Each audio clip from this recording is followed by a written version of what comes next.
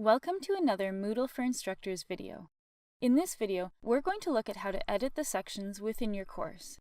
The default view in Moodle has 15 sections, and each section is titled with a date range for that week.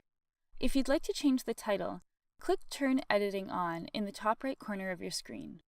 Then click the drop-down arrow beside Edit and select Edit Section.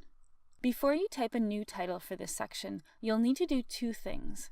First, make sure to uncheck the box beside Use Default Section Name.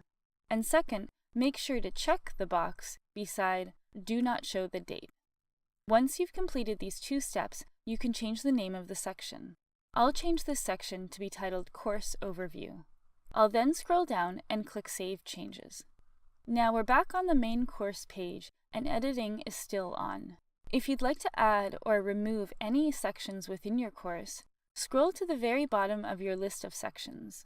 This is where you'll find two very small buttons which will allow you to either add an additional section or remove the last section listed here. I'm going to add an additional section. You'll notice it gets placed at the bottom of the list. If I'd like, I can rename the section using the Edit Settings link as we did earlier in this video. And I can also move this section to a different position by placing my cursor to the left, holding down my mouse, and clicking and dragging the section either up or down the list. I'll place this section back at the bottom once again, and to remove it, I'll click the minus icon. Once the page has loaded, I can see the final section has been removed. Once you're done with your edits, remember to turn editing off in the top right corner.